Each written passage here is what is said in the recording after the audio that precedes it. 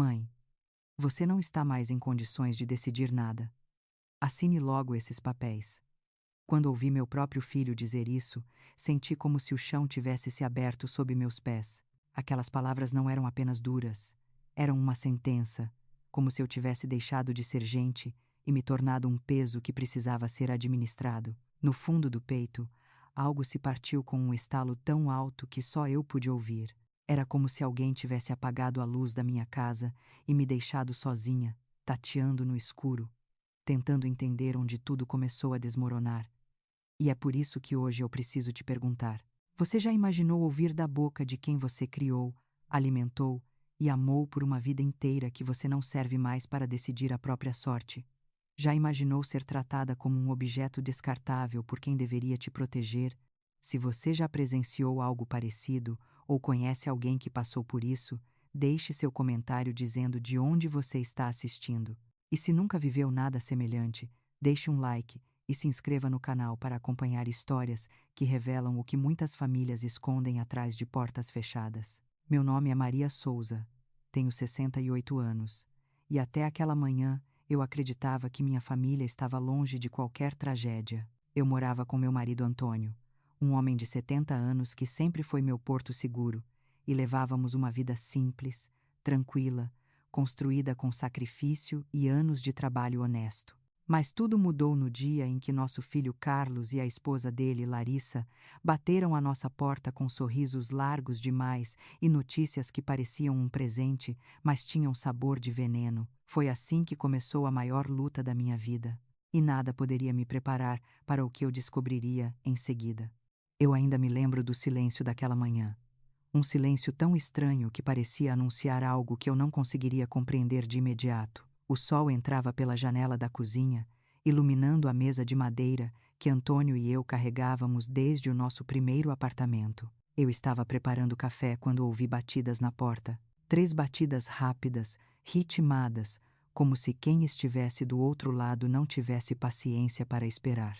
Quando abri a porta, encontrei Carlos e Larissa, sorrindo daquele jeito exagerado que sempre me deixava desconfiada. Sorrisos largos demais, dentes brancos demais, entusiasmo grande demais para uma visita que eles raramente faziam.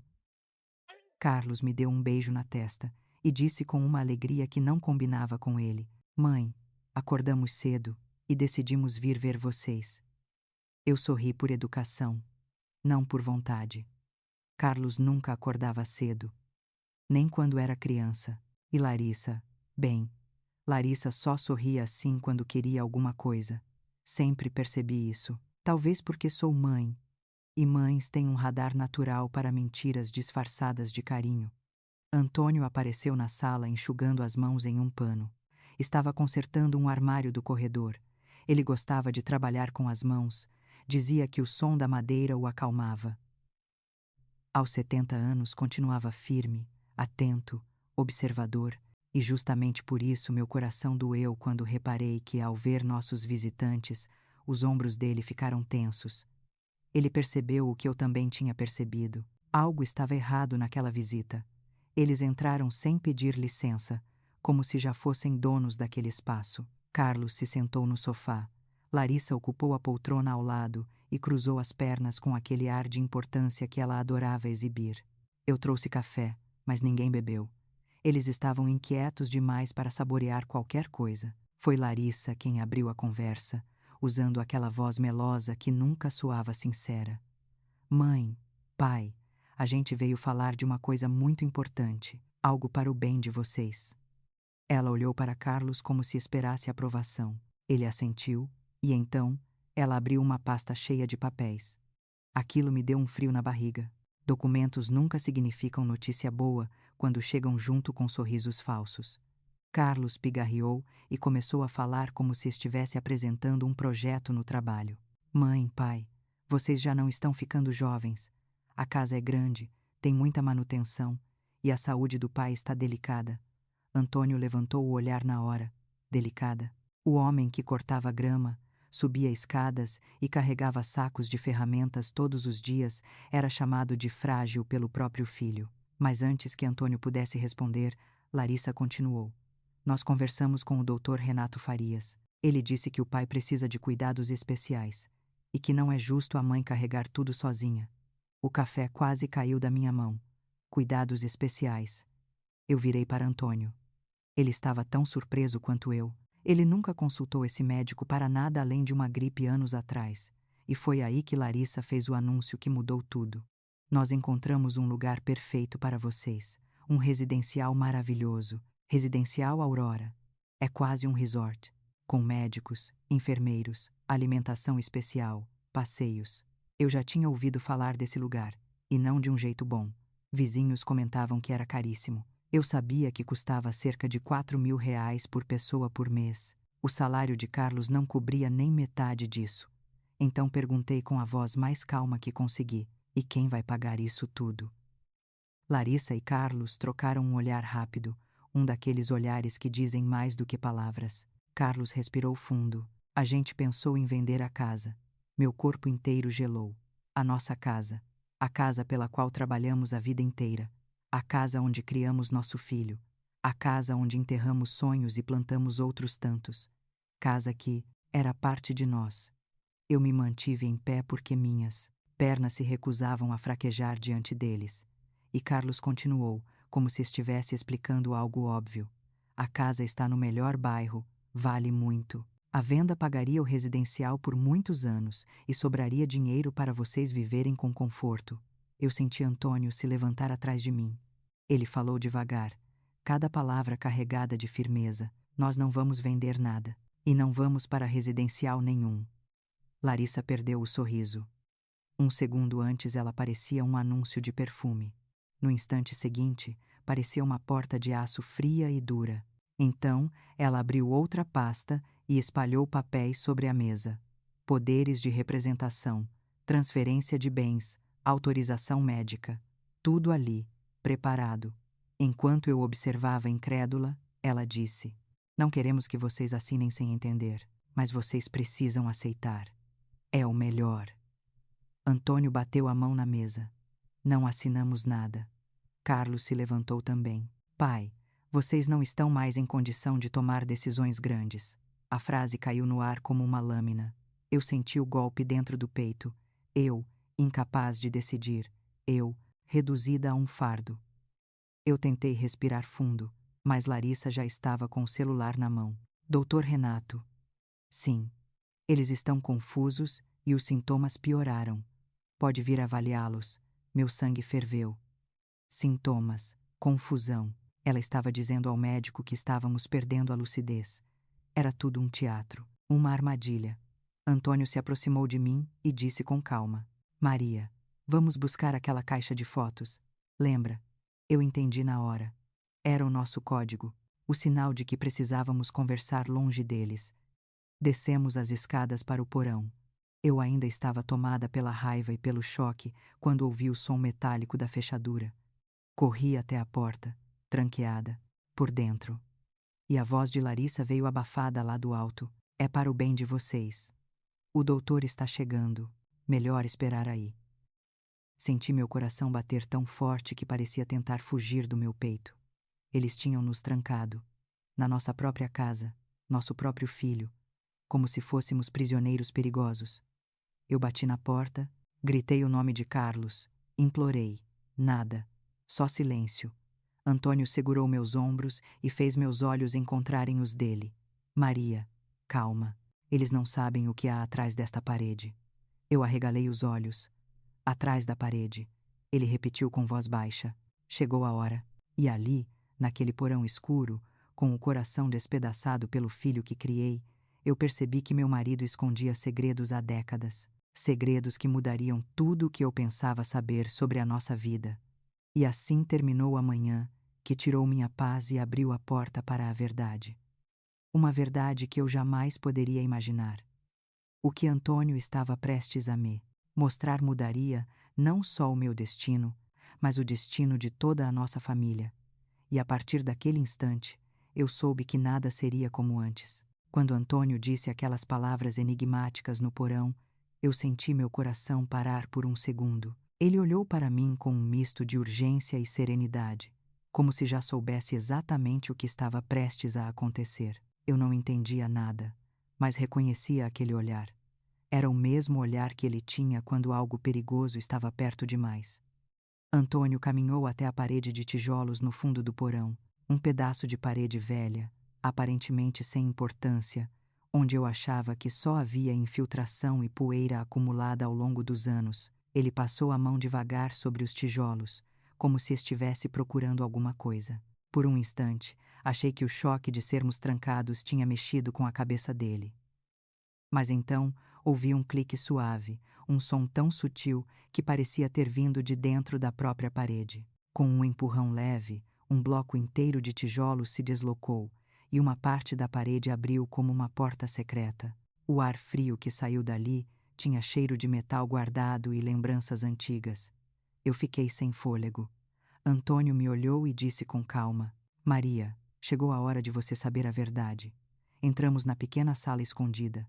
Havia prateleiras de metal cheias de caixas organizadas, pastas etiquetadas, pilhas de documentos. No centro, uma mesa com uma cadeira e um computador moderno demais para estar em um esconderijo daquele tipo. Ao lado, um cofre grande, pesado, com uma fechadura que parecia profissional. Era como entrar na vida secreta de um estranho. Mas esse estranho era o meu marido. Antes que eu pudesse falar algo, Antônio abriu uma das caixas e colocou sobre a mesa um conjunto de fotos. Eram fotos de um prédio destruído, cheio de poeira, corpos cobertos, bombeiros desesperados. Eu reconheci imediatamente. Prédio Esperança, colapsado em 2002. A tragédia que marcou a nossa cidade. A tragédia que quase destruiu a nossa família. Por anos, eu acreditava que meu marido tinha sido apenas uma vítima das circunstâncias. Ele era o engenheiro responsável pela supervisão do prédio. E quando tudo desabou, o dono da construtora, Ricardo Matos, apontou o dedo para ele. Disse que Antônio tinha aprovado materiais ruins, que tinha ignorado sinais de risco. Aquele escândalo arruinou a carreira dele, arruinou a nossa paz. Mas nós nunca falamos muito sobre aquilo. Ele sempre dizia apenas: eu fiz tudo certo, Deus sabe disso. Agora, no entanto, eu estava prestes a descobrir o que realmente havia acontecido. Antônio abriu outra pasta e me mostrou relatórios assinados por ele, alertando sobre problemas estruturais. Eram 3 relatórios diferentes, enviados a Ricardo Matos, e todos tinham sido ignorados. Maria, toda vez que eu tentava impedir que ele usasse material barato, ele me ameaçava. Antônio disse com a voz embargada. E quando o prédio caiu, ele precisava de alguém para culpar. Eu era o alvo perfeito. Eu senti uma dor profunda no peito, não pela revelação apenas, mas pelo peso que ele carregou sozinho por tantos anos. Por que você nunca me contou nada disso? Perguntei. Porque eu precisava te proteger. Algo que não podia ser contado por telefone, por carta, nem mesmo dentro da nossa própria casa.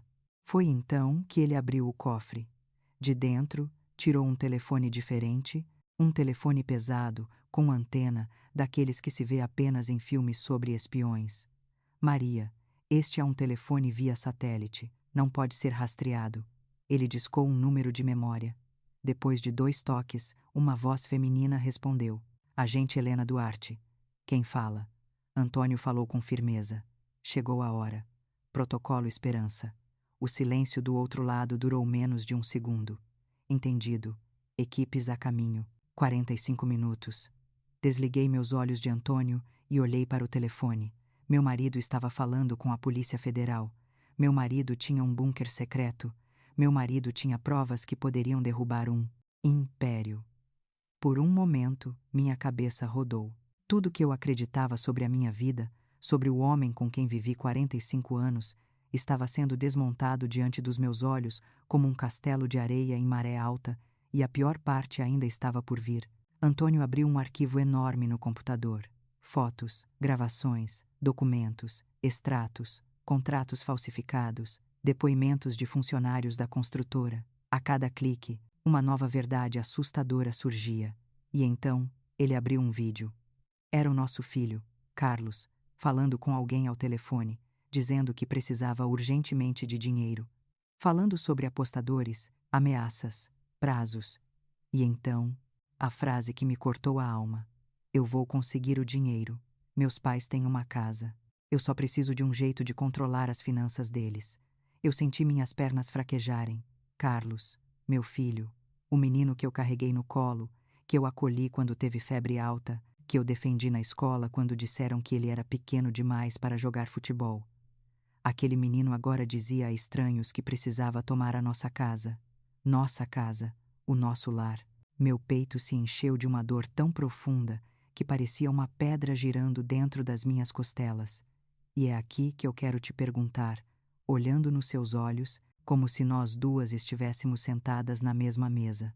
Você já imaginou ouvir do próprio filho que ele está disposto a te trair para pagar dívidas?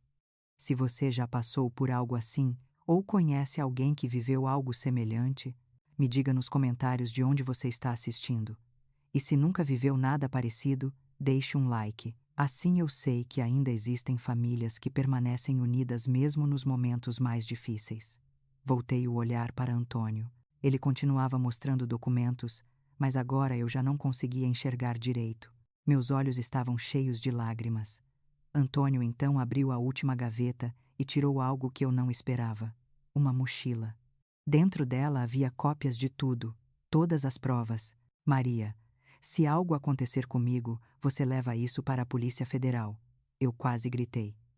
Como assim algo acontecer com você? Antônio respirou fundo. Carlos não está sozinho.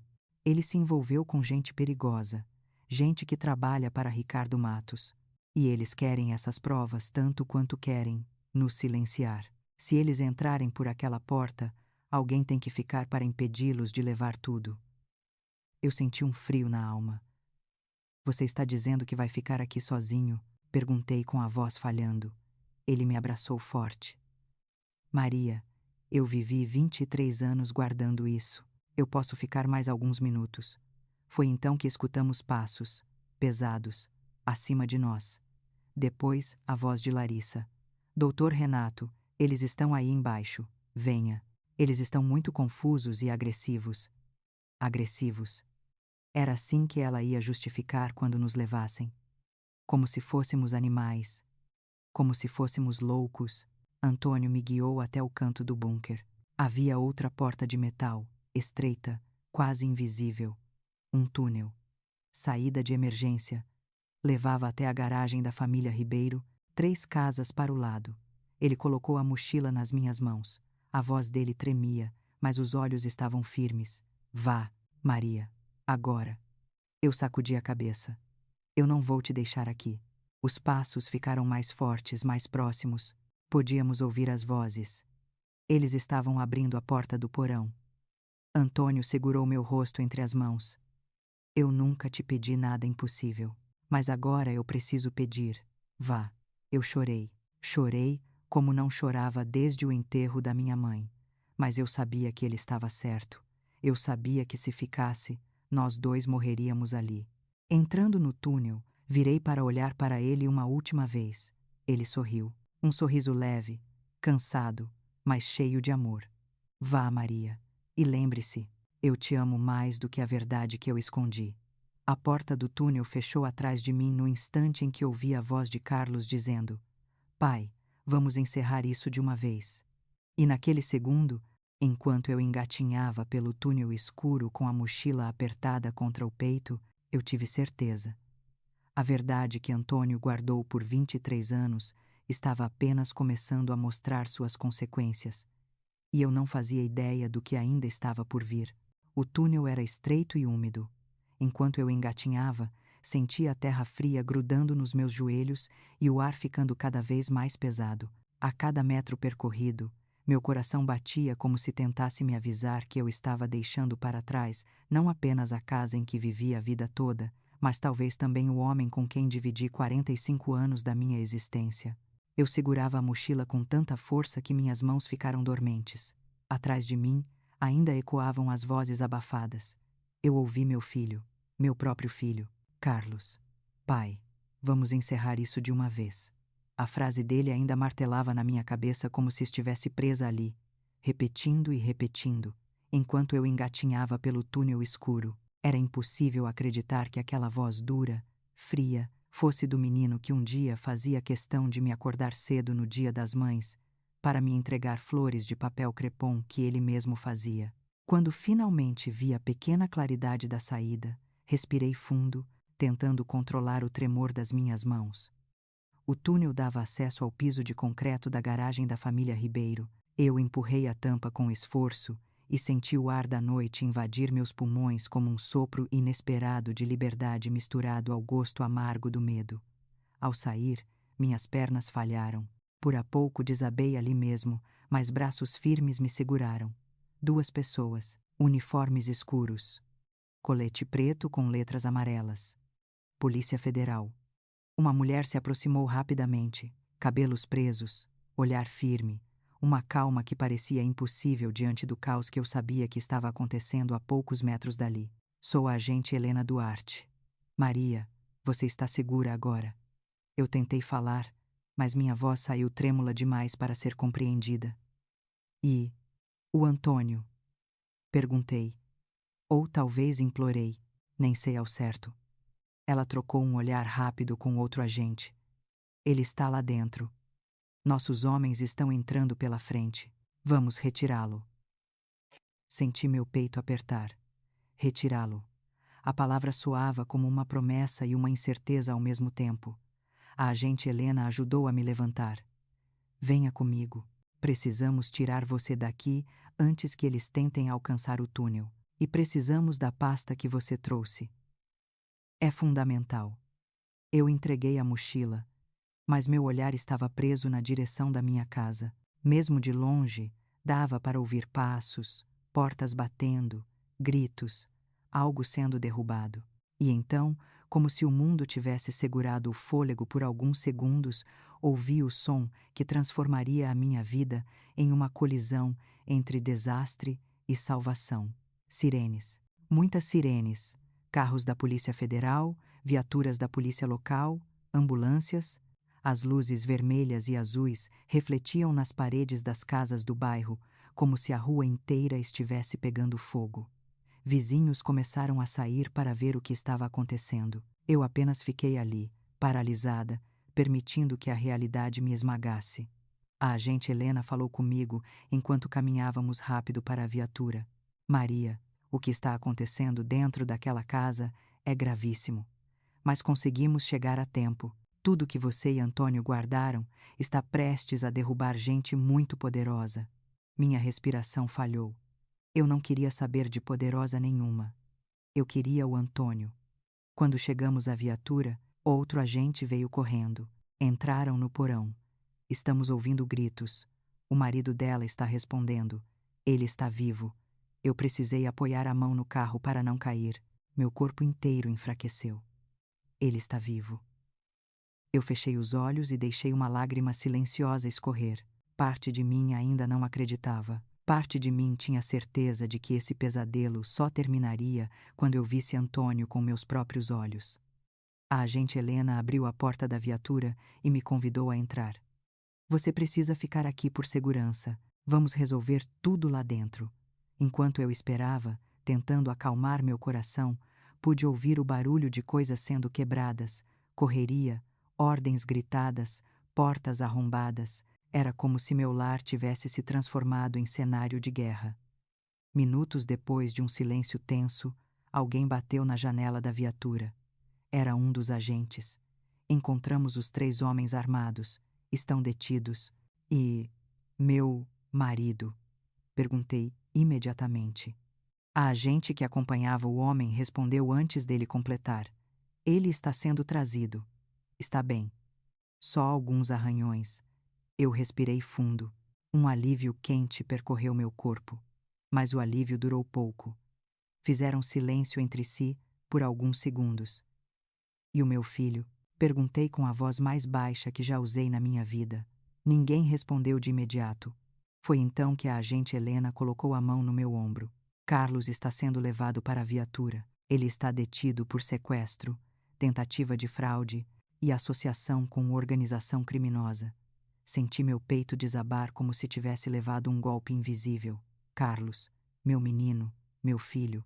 Eu olhei pela janela da viatura e lá estava ele, com as mãos presas, atrás do corpo, a cabeça abaixada, escoltado por 2 agentes. Nem olhou para mim. Ou talvez tivesse olhado e virado o rosto. Não sei. Só sei que aquele momento doeu mais do que qualquer ferida física que eu poderia ter. Quando finalmente vi Antônio sendo trazido para fora da casa, minhas pernas correram antes mesmo de eu perceber.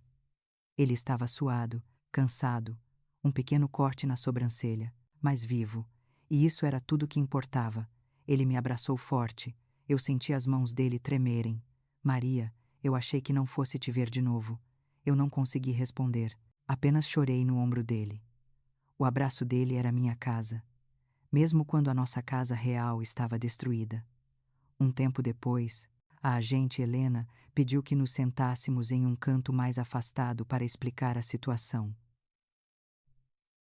Maria, Antônio, vocês precisam entender que o que aconteceu hoje não é só uma tentativa de golpe familiar. Isso envolve crimes graves, gente perigosa e uma rede inteira de corrupção. Ela explicou que o Residencial Aurora não era apenas um lar para idosos, mas parte de um esquema que eliminava silenciosamente pessoas com patrimônio alto. Ela explicou que o Dr. Renato era cúmplice. Explicou que Carlos e Larissa tinham se envolvido muito mais do que imaginávamos. Explicou, enfim, que nada daquilo tinha sido obra do acaso. Mas o pior momento foi quando ela abriu a pasta que estava na mochila. Ela olhou todos aqueles documentos e então disse com uma voz séria demais, seca demais para gerar conforto: vocês tinham razão. Com isso aqui, podemos derrubar muita gente poderosa. Eu segurei a mão de Antônio. Ele apenas fechou os olhos. Por um instante, vi no rosto dele o peso de 23 anos sendo finalmente colocado no chão. Então a agente Helena olhou diretamente para mim. Maria, você precisa saber que agora você também é peça fundamental neste processo. Você viu, viveu e sobreviveu a tudo que essas pessoas tentaram fazer. Você pode ser a testemunha que muda tudo. Eu senti meu estômago embrulhar. Testemunha. Eu só queria minha casa de volta, minha vida de volta, meu filho de volta. Mas ela continuou. Vocês vão precisar prestar depoimento, entrar no programa de proteção temporária e talvez até dar entrevistas para expor o esquema. Eu respirei fundo. Aquele momento não era mais sobre mim. Era sobre Antônio. Era sobre todos os idosos enganados. Era sobre todas as famílias destruídas. Olhei para a agente e disse: se isso for impedir que outra família passe por isso, eu faço o que tiver que fazer. Ela assentiu. Eu admirava a coragem dela. Mas antes de irmos embora, um agente se aproximou trazendo mais um choque. Encontramos algo no bolso de Carlos. Era um celular, desbloqueado. Em uma conversa de mensagens, havia uma frase enviada minutos antes da PF entrar na casa. Ele chegou. Vamos terminar tudo agora. Eu senti minhas mãos gelarem. Ele quem? Perguntei. Mas o agente apenas respondeu: isso é o que precisamos descobrir. E naquele instante, compreendi que a história não terminava ali. Que Carlos não era o começo de tudo, nem o fim. Que alguém acima dele estava movendo as peças. Alguém que ainda estava solto e que provavelmente sabia que nós tínhamos sobrevivido. Eu apertei a mão de Antônio e senti o mesmo medo que via nos olhos dele. Porque naquele momento, nós dois percebemos. A batalha estava longe de terminar, e o capítulo seguinte ainda seria mais sombrio do que imaginávamos. Os dias que se seguiram àquela noite pareciam não ter fim. A minha casa foi lacrada como cena de crime. Carlos permaneceu detido, Larissa desapareceu sem deixar rastros e Antônio ficou sob observação médica por 2 dias. Eu, por outro lado, fui levada para um abrigo seguro da Polícia Federal, onde tive tempo demais para pensar e tempo de menos para respirar. Eu acordava todos os dias com a mesma pergunta queimando dentro de mim: como chegamos até aqui? Como é que uma família comum, que sempre viveu de forma simples e honesta, acabou envolvida em algo tão grande, tão perigoso, tão cruel? Mas não havia espaço para respostas fáceis, não havia espaço para luto. O mundo ao meu redor parecia girar mais rápido do que minhas emoções conseguiam acompanhar. Foi no terceiro dia que a agente Helena veio me encontrar. Ela entrou na sala com aquele andar firme de quem está acostumada a carregar o peso dos outros sem nunca demonstrar fraqueza. Maria, chegou a hora. Vamos precisar do seu depoimento. Meu peito apertou. Eu sabia que esse momento viria, mas ainda assim sentir o impacto real daquelas palavras me atingiu como um vento gelado. Eu vou testemunhar? Perguntei, mesmo sabendo a resposta. Ela assentiu calmamente. Sim. E não será apenas uma declaração formal. Você será a principal testemunha do caso. Eu me sentei devagar, tentando processar. Principal. Eu, Maria Souza, dona de casa, mãe, avó, agora me tornava peça central de um processo que podia derrubar políticos, empresários, médicos, juízes. Antônio estava sentado no canto da sala, ouvindo tudo em silêncio. Ele me deu um olhar longo, cheio de culpa, mas também de confiança, como se dissesse que eu poderia carregar aquilo, mesmo sem nunca ter pedido para carregar nada parecido. A primeira audiência foi marcada para 2 semanas depois. A sala do tribunal parecia maior do que qualquer lugar que eu já tinha estado.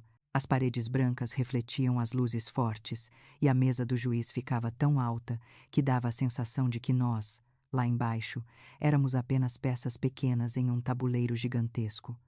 Havia jornalistas, câmeras, famílias curiosas, advogados com ternos impecáveis e rostos fechados.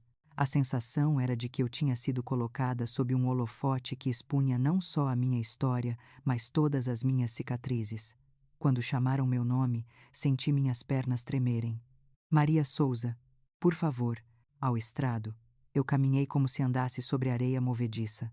Cada passo afundava minhas emoções mais fundo, mas ao mesmo tempo me empurrava para frente. Eu me sentei. O microfone estava perto demais, as luzes fortes demais, o silêncio pesado demais. O promotor se aproximou. Senhora Maria, por favor, conte ao tribunal o que aconteceu no dia 15 de setembro. Eu respirei fundo, não podia tremer agora, não podia desabar agora. E então comecei a falar. Falei da visita inesperada de Carlos e Larissa. Falei do sorriso falso, dos papéis sobre a mesa, das mentiras sobre a saúde de Antônio. Falei sobre a alegação de que eu não tinha mais capacidade mental. Falei sobre o momento em que eles nos trancaram no porão.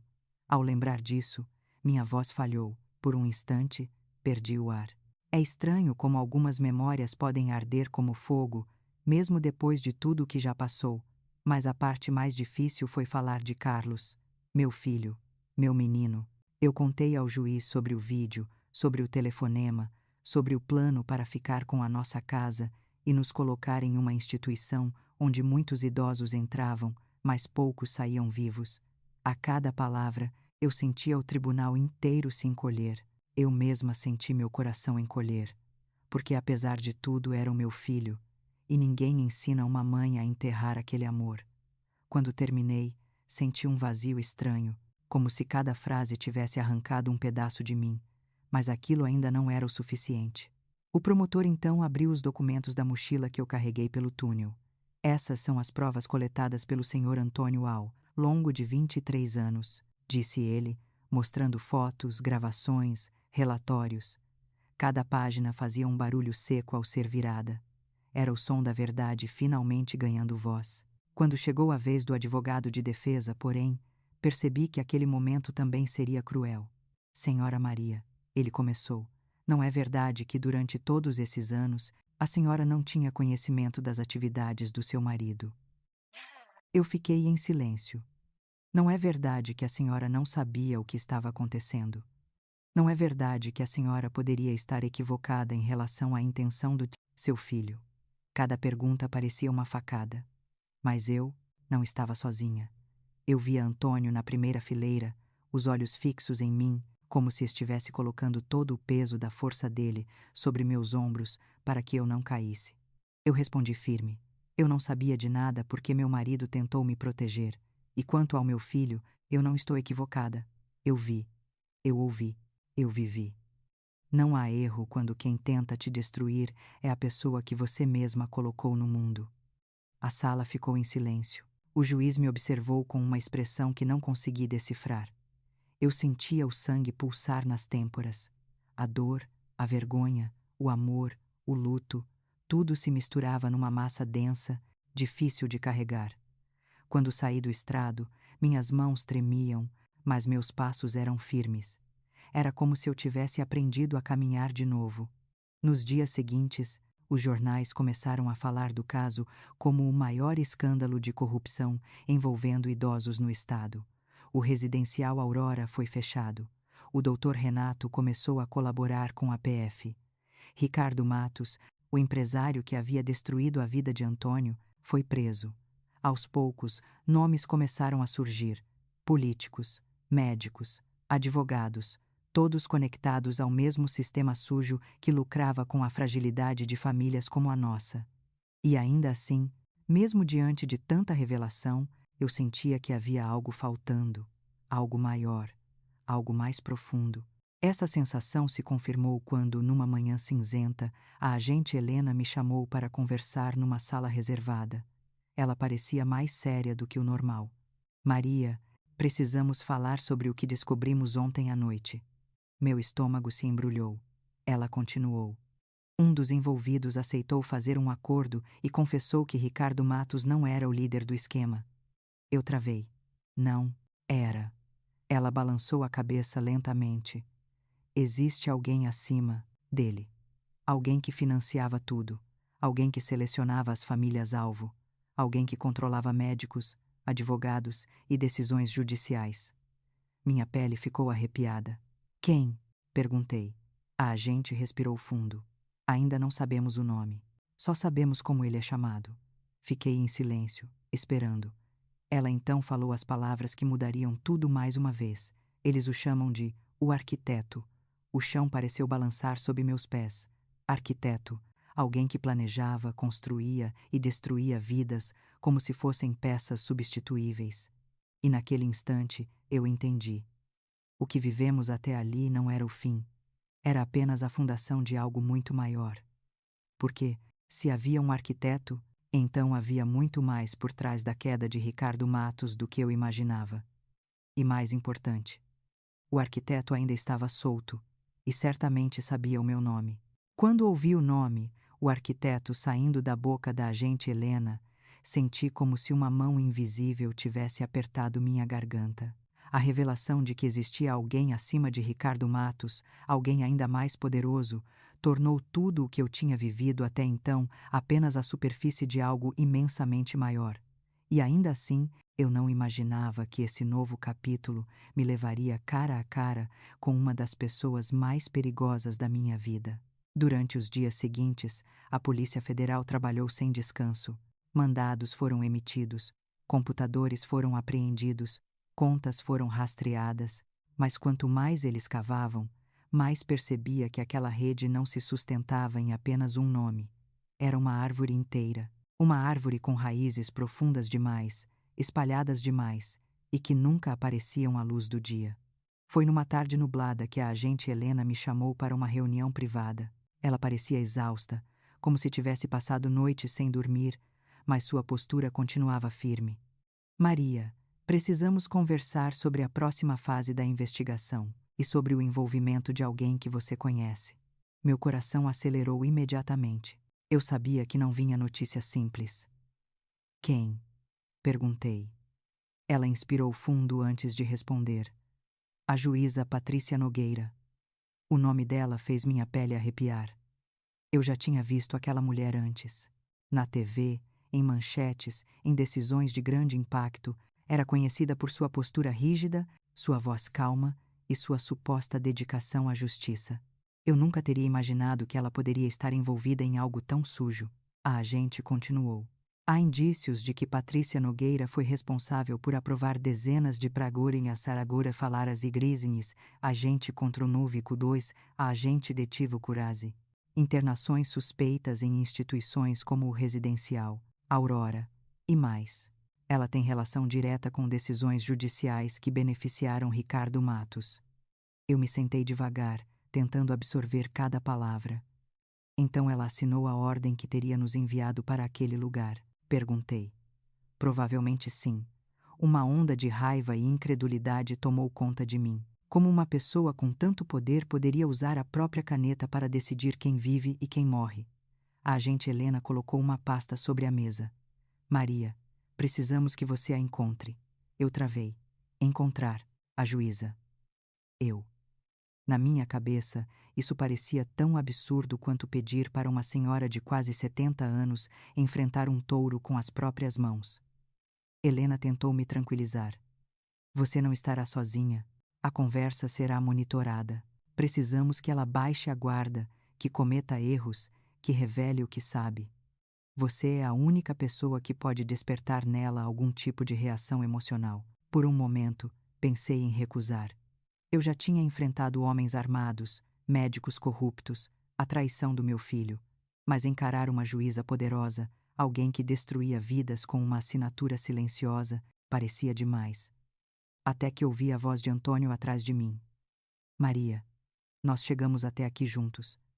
Não vamos recuar agora. Eu virei para ele. Seus olhos estavam cansados, porém determinados.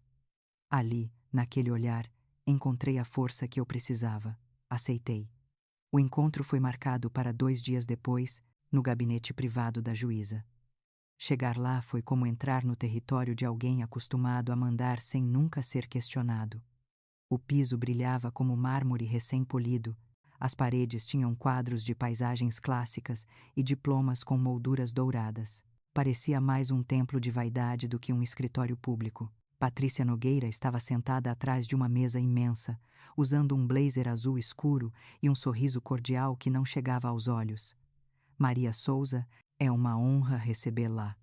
Honra. A palavra quase me fez rir, mas eu permaneci firme.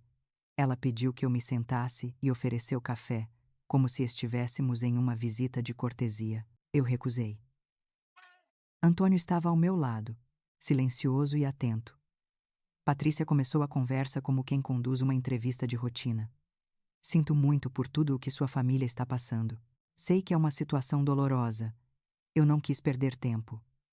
Juíza, eu sei que a senhora assinou a ordem que teria nos enviado para o residencial Aurora. Ela não perdeu o sorriso. Minha querida, eu apenas sigo protocolos. Eu aprovo o que os médicos recomendam. Se houve algum erro, podemos corrigir. Eu respirei fundo para não deixar a revolta me dominar. Erro, a senhora chama de erro mandar pessoas inocentes para um lugar onde elas não saem vivas. O sorriso dela diminuiu um pouco, mas não desapareceu. Maria, eu entendo sua dor, mas você precisa confiar no sistema. Foi aí que Antônio colocou uma pasta sobre a mesa dela. Não se trata de dor, se trata de provas. Patrícia folheou a pasta lentamente. Não havia surpresa em seu rosto, nem medo. Nada. E isso foi o mais assustador. Ela já sabia de tudo. Ela já esperava por aquilo. Quando ela fechou a pasta, cruzou as mãos e disse calmamente: Vocês acham mesmo que entendem o que está acontecendo? Um arrepio percorreu minha espinha. Aquela mulher não estava intimidada nem um pouco. Ela continuou. Ricardo Matos era apenas um nome entre muitos. Gente substituível. Vocês estão mexendo com algo muito maior. Antônio apertou minha mão por baixo da mesa. Eu sabia que ele estava tentando me dar coragem, mas meu coração batia tão forte que parecia ecoar pela sala inteira. Eu respirei fundo e perguntei: E quem está acima dele? Foi então que vi o brilho nos olhos dela, uma mistura de orgulho e ameaça, como se ela estivesse guardando um segredo que lhe dava poder sobre todos. Ela se inclinou para a frente e disse com a voz baixa: Vocês ainda não entenderam nada. Nesse momento, a porta se abriu com força. Agentes da PF entraram, armas apontadas. Patrícia recuou na cadeira, pela primeira vez, sem expressão calculada. A agente Helena se aproximou com um mandado na mão. Patrícia Nogueira, você está presa por corrupção, fraude, conluio com organização criminosa e tentativa de homicídio. Eu nunca vou esquecer o olhar que a juíza lançou para mim enquanto era algemada. Não era de medo, era de certeza. Um olhar que dizia: Você ainda não viu nada. E ali, naquele instante, percebi que o arquiteto não era um fantasma distante. Ele era real, e mais perto do que eu imaginava. Assim que Patrícia foi levada, a agente Helena se aproximou de mim. Maria, precisamos conversar. Encontramos algo no escritório dela. Algo que muda completamente a investigação. Meu corpo inteiro ficou em alerta. O que encontraram? A agente segurou minha mão e respondeu com seriedade. Uma lista. Uma lista com nomes de famílias marcadas para eliminação. Eu senti meu estômago afundar. Quantas famílias? Perguntei. Helena me olhou nos olhos. Mais do que você imagina. E o seu nome está entre eles. O chão sumiu sob meus pés. E naquele momento, percebi que o que estava por vir seria ainda mais perigoso. Muito mais. Os dias seguintes à prisão da juíza Patrícia Nogueira foram como caminhar sobre um chão de vidro. Cada passo parecia arriscado demais. Cada notícia nova vinha misturada com medo, alívio e um tipo estranho de esperança que eu não sabia se podia confiar. A Polícia Federal trabalhava sem descanso, mas a sensação de perigo não diminuía. Pelo contrário, era como se depois de Patrícia tivéssemos apenas removido uma camada superficial de um abismo muito mais profundo. Eu mal dormia. Antônio também não. À noite, ele ficava sentado na beira da cama, olhando para a porta como se esperasse alguém entrar a qualquer momento. Às vezes, eu o encontrava de pé na janela, observando a rua silenciosa. Nada parecia seguro, nada parecia estável. Foi nesse clima de inquietação que, numa manhã cinzenta, recebi uma visita inesperada. A agente Helena entrou no quarto reservado para nós com um homem alto, de cabelos grisalhos, óculos redondos e uma expressão triste no rosto. Maria, este é o Dr. Paulo Mendonça. Ela disse. Ele deseja falar com você. Eu não o reconheci de imediato. Ele segurava um envelope pardo nas mãos, como se fosse algo feito de porcelana prestes a quebrar. Sou o psicólogo responsável pelos atendimentos dos internos na penitenciaria onde Carlos está. Meu corpo inteiro travou. Carlos, meu filho, o menino que tinha se tornado o maior corte da minha vida.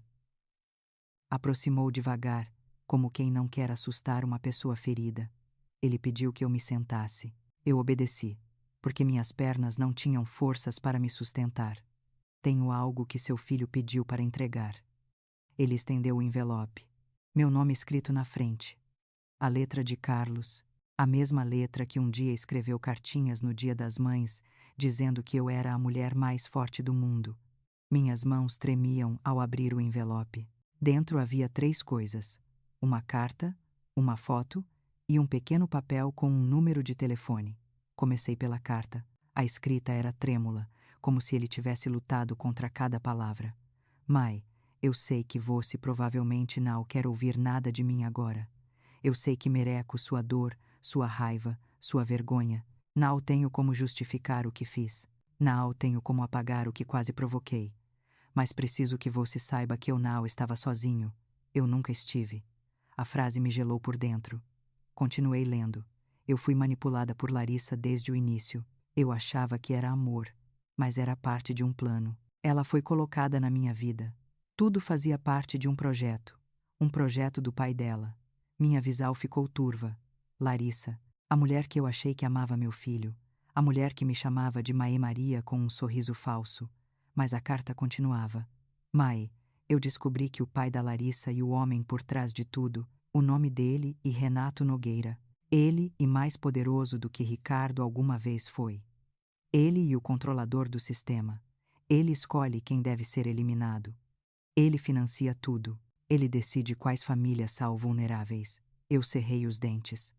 Renato Nogueira, o nome que eu ainda não conhecia, o nome que parecia carregar o peso de um terremoto. Havia mais. Larissa tentou me avisar de maneira que não fosse descoberta.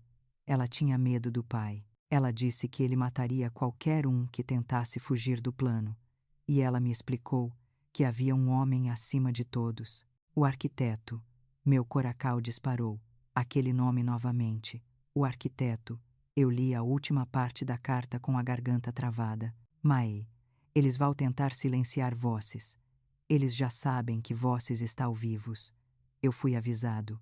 Por isso, pedi ao Dr. Paulo para levar esta carta. Eu não sei o que vai acontecer comigo, mas eu sei que você e meu pai precisam sobreviver. Por favor, Mai, acredite em mim. Eu errei, mas estou tentando reparar.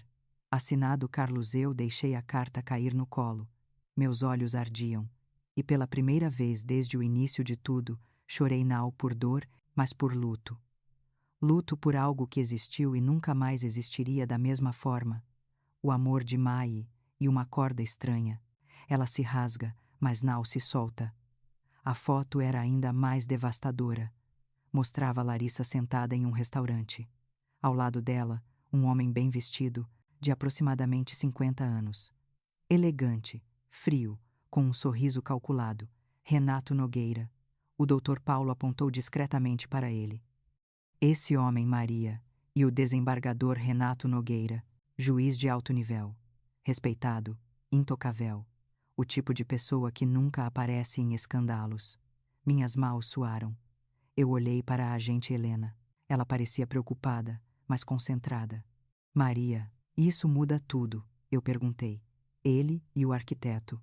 Helena negou com a cabeça. Não. Essa única palavra pareceu estremecer o mundo ao meu redor. Ela explicou. Renato e poderoso. Mas não e ele quem move as pecas. Ele e apenas um comandante. Um dos pilares. Quem está acima dele ainda não apareceu. Eu senti um arrepio, um frio percorrendo minha espinha. A ideia de que havia alguém ainda mais influente, ainda mais perigoso, ainda mais invisível era quase insuportável. Mas Helena continuou. Larissa tentou nos enviar informações por meio de contatos indiretos, mas ela está desaparecida. Achamos que ela fugiu do pai, ou que está escondida dele. Eu fechei a carta com cuidado. Meu filho tentava se redimir. Minha nora era filha de uma das pessoas mais temidas do país, e eu estava no centro de uma batalha que eu nunca escolhi lutar. Antônio segurou minha mão. Maria, vamos sair dessa. Eu queria acreditar, de verdade. Mas, naquela mesma tarde, a agente Helena voltou com mais notícias. Notícias que deixaram nossos ossos frios como pedra. Ela entrou na sala com passos rápidos. Encontramos algo nas mensagens do celular da juíza Patrícia. Algo que você precisa ver. Ela colocou sobre a mesa um papel impresso. Era uma lista com 16 nomes. Nomes de famílias, nomes de pessoas comuns. E, no topo da lista, 2 palavras: Maria Souza, Antônio Souza. Meu estômago virou. Eu olhei para Helena com desespero silencioso. Isso significa que eles nos marcaram como alvo. Helena assentiu. Sim. A sala pareceu encolher ao redor de mim. Eu não conseguia respirar direito. Eu não entendia como uma vida tal simples quanto a minha podia representar ameaça para pessoas tal poderosas. Mas Helena explicou. Vocês têm documentos que podem destruir a base da organização. E agora temos provas de que o arquiteto existe, mesmo que ainda não saibamos quem ele é. Isso faz de vocês uma ameaça direta. Eu engoli seco. O arquiteto. Um nome que ecoava como uma sombra sobre nós. Antes que eu pudesse responder, outro agente entrou apressado na sala. Agente Helena, encontramos algo no telefone do desembargador Renato. Algo urgente. Ela pediu que mostrassem. O agente colocou outro papel sobre a mesa. Era um endereço. Um endereço anotado à mão, como se tivesse sido escrito com pressa. E ao lado dele, 2 palavras. Retirar imediatamente. Eu franzi a testa. Retirar o quê? O agente respondeu com a voz baixa. Não sabemos ainda, mas o endereço é de uma casa que pertence ao pai de Larissa. Eu senti meu coração acelerar. Casa do pai de Larissa. Casa do homem que controlava tudo. Casa de onde ela possivelmente fugiu. E foi aí que o medo tomou forma. Não era mais uma ameaça distante. Não era mais um nome no papel. Era real. Era imediato. E parecia apontar para algo que poderia mudar tudo. A agente Helena respirou fundo e me encarou. Maria, precisamos ir até essa casa. Agora. E assim terminou aquele dia, com uma carta que mudaria meu olhar sobre meu filho, com a revelação de que o arquiteto ainda era uma sombra sem rosto, e com um endereço que poderia ser a chave para descobrir onde tudo realmente começou. Eu apenas não imaginava que o que encontraríamos lá seria ainda mais terrível do que qualquer coisa que eu tinha visto até ali. A tarde em que fomos até o endereço encontrado no celular do desembargador Renato Nogueira parecia carregada de tempestade, mesmo que o céu estivesse limpo. A agente Helena dirigia com o senho franzido, a atenção fixa na estrada, enquanto eu e Antônio permanecíamos em silêncio no banco de trás. Era como se cada um de nós carregasse uma respiração suspensa, temendo o que estava prestes a acontecer. O lugar ficava afastado, numa área nobre mas discreta, onde casas grandes se escondiam atrás de muros altos e jardins silenciosos. Quando o carro parou diante do portão, senti um arrepio percorrer minha coluna. Era uma casa bonita, grande, imponente, mas havia algo errado com aquele silêncio, silêncio demais. Helena ergueu a mão, pedindo que esperássemos. Ela conversou rapidamente pelo rádio com os outros agentes que haviam seguido em carros separados. Em poucos minutos, 4 agentes armados cercaram o perímetro. Maria, Antônio, fiquem atrás de mim. Pode haver alguém armado lá dentro. Eu segurei a mão de Antônio. Ele tentava agir com naturalidade, mas o aperto da sua mão denunciava o nervosismo. O portão foi aberto com cuidado. Nenhum barulho, nenhum movimento. O jardim estava impecável, mas havia folhas secas acumuladas na entrada, como se ninguém tivesse passado por ali nos últimos dias. Ao chegarmos na porta principal, um dos agentes a empurrou devagar. Destrancada. A sala estava organizada, limpa, sem qualquer sinal de confusão. Mas o ar era pesado, como se carregasse memórias ruins, como se a casa guardasse segredos que não queriam ser tocados. Foi então que vi algo no tapete, perto do sofá. Um brinco. Que eu já tinha visto antes. Reconheci imediatamente. E minha respiração falhou. Larissa, antes que eu pudesse dizer algo, Helena encontrou uma peça de roupa caída atrás da poltrona. Um casaco feminino, caro, elegante. Ela olhou para mim. Parece que alguém saiu daqui com pressa. Outros agentes começaram a vasculhar a casa, abriram portas, acenderam luzes, puxaram cortinas. Nada, nenhum som, nenhum sinal de vida. Até que, ao abrir uma porta no fundo do corredor, Helena chamou: "Venham ver isto." Era um escritório, e no centro dele, uma mesa com documentos jogados às pressas, como se alguém tivesse tentado esconder algo no último minuto. No chão, pedaços de papel rasgado e, em cima da mesa, um laptop ainda ligado, a tela exibindo a última coisa que alguém tinha pesquisado. Uma lista de nomes. A mesma lista que já tínhamos visto, mas desta vez com códigos ao lado. E ao lado do meu nome havia um símbolo, um círculo, em vermelho. Eu senti minhas pernas enfraquecerem. Antônio segurou meus ombros. Helena examinava tudo cuidadosamente. O desembargador Renato estava tentando apagar rastros. Ele sabia que mais cedo ou mais tarde a PF chegaria até aqui. Mas o que mais impressionava não era o que estava ali. Era o que não estava. Nenhum documento pessoal, nenhuma foto de família, nenhuma roupa, nenhum objeto que indicasse que alguém morava ali. Era como se aquela casa fosse apenas um ponto de encontro, um esconderijo temporário, ou pior, um lugar usado para fins que eu preferia não imaginar. Enquanto os agentes continuavam a busca, senti algo estranho vindo do corredor, um leve cheiro de produto químico. Ao seguir o cheiro, Helena encontrou uma porta trancada. Depois de alguns segundos, um dos agentes arrombou a fechadura. A porta se abriu com um baque. A luz acendeu. Era um quarto, mas não um quarto comum. Tinha cama, mas era estreita demais. Tinha uma mesa pequena, mas sem objetos pessoais. E em uma das paredes havia marcas. Marcas como se alguém tivesse batido ali, ou tentado abrir a porta à força. Meu coração gelou. Eu sabia o que aquilo significava. Eu senti antes mesmo de Helena falar. "Maria", ela disse com voz grave. "A Larissa esteve presa aqui." O mundo girou ao meu redor. Eu me apoiei na parede para não cair. Larissa, a mulher que quase destruiu minha vida.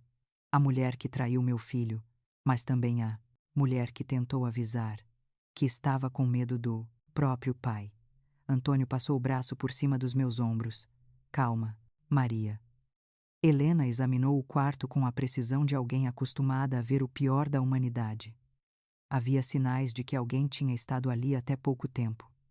Uma garrafa de água aberta, uma toalha ainda úmida, 3 fios de cabelo presos na fronha, e então ela encontrou algo embaixo da cama.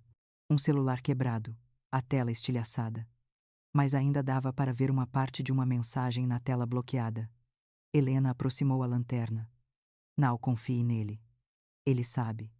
Meus braços se arrepiaram. Não confie nele. Quem era ele? Renato. O arquiteto. Alguém. Mas, antes que eu pudesse pensar mais, um dos agentes chamou do corredor. Temos algo aqui. Corri até a sala, acompanhada de Helena e Antônio. Em cima da mesa, entre documentos espalhados, havia uma pasta preta com um símbolo gravado em dourado. Um símbolo que eu já tinha visto antes, nos papéis de Ricardo Matos, nos relatórios do Residencial Aurora, nos arquivos que Antônio guardou por 23 anos.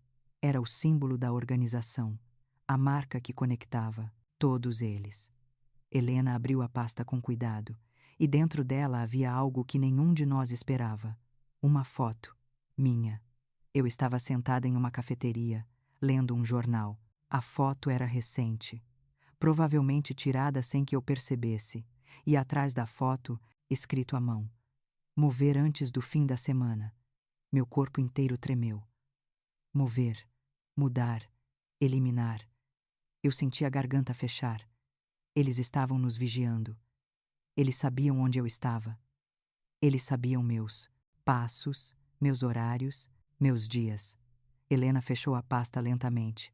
Maria, isso confirma o pior. Alguém estava seguindo você. Pela primeira vez, desde o início de tudo, eu senti medo de verdade.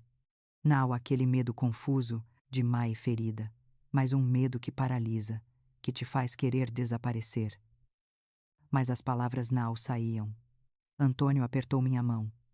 Estamos juntos, Maria. Helena se aproximou. Ainda falta uma coisa. Algo que eu preciso te mostrar. Ela puxou um envelope de dentro da jaqueta. Encontramos isto na mesa do desembargador Renato. Eu abri com cuidado. Era uma carta. Curta, direta, sem remetente, sem assinatura, somente uma frase. A próxima será ela. Eu não consegui levantar os olhos do papel. Eu sabia exatamente a quem ela se referia. E naquele instante, eu entendi que o que vinha pela frente seria a parte mais perigosa da minha vida. O capítulo final, a luta final, a revelação final. E que, no centro de tudo, estava uma pessoa que ainda não tinha nome, mas já tinha um título: o arquiteto. O envelope com a frase, a próxima será, ela ficou preso na minha mente como um prego enferrujado. Mesmo cercada pela Polícia Federal, mesmo ao lado de Antônio, eu sentia que um par de olhos invisíveis me observava de algum lugar. O arquiteto, a sombra que se movia sem rosto, sem nome, sem corpo, mas com poder suficiente para destruir famílias inteiras. Nos dias seguintes, fomos levados para uma instalação segura, um lugar simples, mas protegido, onde os agentes se revezavam dia e noite. Antônio tentava manter a calma, mas eu percebia seu olhar inquieto. Ele sabia, talvez melhor do que eu, que a etapa final daquela luta exigiria algo que não estava nos papéis, nem nos protocolos. Exigiria coragem. Exigiria enfrentar a verdade de frente. Foi somente 3 dias depois que a agente Helena entrou na sala onde estávamos e disse que haviam encontrado algo decisivo. Achamos Larissa. Meu corpo inteiro estremeceu. Ela estava viva. Viva. E isso mudava tudo. Fomos levados para uma sala onde Larissa estava sentada, pálida, fraca, mas consciente. Ela abaixou os olhos ao me ver, como se não tivesse direito sequer de respirar o mesmo ar que eu. Eu não sabia exatamente o que sentir: raiva, pena, medo ou talvez cansaço. A agente Helena conduziu a conversa com delicadeza. Larissa, você precisa nos dizer a verdade. Ate o fim. Larissa respirou fundo. Seus olhos estavam vermelhos, como se tivesse passado dias chorando. Meu pai. Ela começou com a voz embargada. Ele não, e sou um juiz. Ele controla muito mais do que processos. Desde jovem, ele construiu uma rede de pessoas dispostas a obedecer. Para algumas, ele oferecia poder, para outras, ameaça. Para mim, ele ofereceu uma vida inteira programada. Ela apertou as mãos, como se algo dentro dela doesse demais. Eu nunca quis participar. Mas ele me treinou para seduzir, manipular, convencer, para destruir famílias escolhidas por ele, principalmente as que tinham patrimônio. Mas quando conheci Carlos, A voz falhou. Ela limpou as lágrimas com as costas da mão. Eu me apaixonei de verdade. Eu engoli seco. Uma parte de mim queria acreditar. Outra parte me lembrava do horror que vivemos. Larissa continuou. Quando Carlos começou a se afundar em apostas, meu pai viu oportunidade. Ele planejou tudo. O plano de colocar Vosses no residencial Aurora, os médicos, o envolvimento com Ricardo Matos, tudo, Helena perguntou. E o arquiteto, quem e ele? Larissa fechou os olhos por um instante. Quando abriu, havia puro terror neles. Ninguém sabe o nome dele, nem meu pai. Ele está acima de todos. Ele decide quem deve ser retirado. Ele escolhe as famílias. Ele manda matar quem atrapalha. Até mesmo meu pai teme ele. Um silêncio pesado dominou a sala. Ninguém respirava fundo. Era como ouvir a descrical de um fantasma. Helena perguntou com firmeza. E onde encontramos o arquiteto? Larissa engoliu em seco. Você não encontra ele. Ele encontra você. Senti arrepios. Era como se estivesse ouvindo a explicação de uma entidade, não de um homem. Mas naquele mesmo instante, outro agente entrou apressado na sala. Agente Helena, temos um problema. O desembargador Renato recuou a ordem judicial de colaborar. Ele entrou com pedido de habeas corpus e desapareceu. Meu coração acelerou. Desapareceu. Isso só poderia significar uma coisa. Ele estava prestes a fazer algo desesperado. Algo violento. Fomos imediatamente levados para um local ainda mais protegido. Os agentes vasculharam tudo, reforcaram as entradas, monitoraram as câmeras. Eu tentava manter a calma, mas meus pensamentos giravam como tempestade. E se tudo aquilo fosse tarde demais? E se Renato estivesse vindo atrás de Larissa? Ou pior, de mim? Horas depois, já era noite quando o caos finalmente veio. Uma explosão distante, gritos nos rádios, carros acelerando. Helena entrou correndo. Ele encontrou o lugar. O desembargador Renato tinha descoberto o esconderijo. Os agentes se moveram rapidamente. Eu ouvi vidro quebrando, tiros, ordens curtas. Meu corpo inteiro tremia. Eu não sabia o que estava acontecendo lá fora.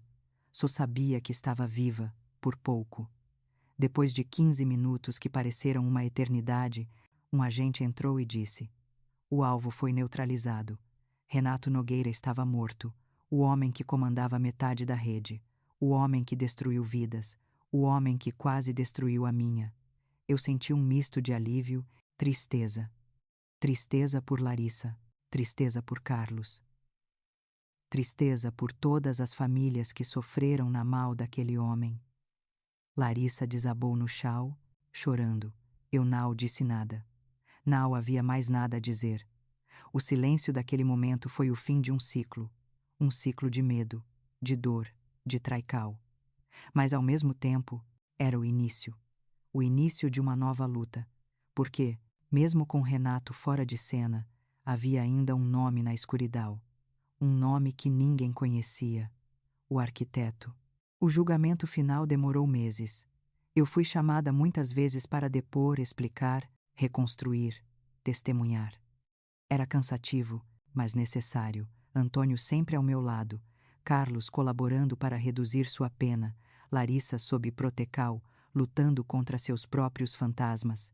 E com o tempo, uma verdade maior emergiu. Múltiplos juízes, médicos, diretores de clínicas, gerentes de banco, representantes políticos, todos ligados por uma cadeia de corrupção que funcionava há mais de 20 anos. O Brasil assistiu na televisão à queda de nomes que pareciam intocáveis.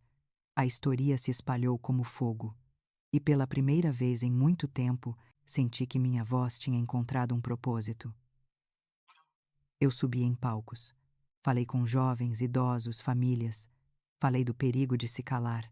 Falei do poder que documentos, conversas e intuical podem ter para impedir que uma injustiça cresça em silêncio. Eu, Maria Souza, 68 anos, sem diploma, sem estudo especializado, me tornei uma voz que dizia: a família e para proteger e amar, nunca para destruir. Hoje, enquanto escrevo estas linhas, o sol entra pela janela da nova casa onde Antônio e eu vivemos. Uma casa simples, aconchegante, uma casa que ganhamos do Programa Federal de Protecal Apps, tudo o que ajudamos a revelar. Eu ainda acordo às vezes com medo. Ainda sinto arrepios quando lembro do que vivi. Ainda penso no arquiteto, em quem ele pode ser, em onde ele está. Mas aprendi algo. A pior, armadilha e viver com medo. A corajosa e viver apesar dele. E foi assim que descobri que o fim da minha história não foi o fim. Foi um recomeço, um renascer, uma chance de transformar dor em propósito. E por isso, quero te pedir algo agora. Se essa história tocou seu coracal, se fez você refletir sobre família, sobre escolhas, sobre amor e sobre coragem, deixe seu like e se inscreva no canal. Esse apoio permite que mais pessoas escutem histórias como esta, histórias que alertam, fortalecem e inspiram. Sua interacal ajuda a espalhar mensagens que podem mudar vidas. Obrigada por caminhar comigo até aqui. E lembre-se, a verdade pode ser lenta, pode ser dura, mas ela sempre encontra um jeito de aparecer, e quando ela aparece, nenhum arquiteto no mundo pode impedi-la.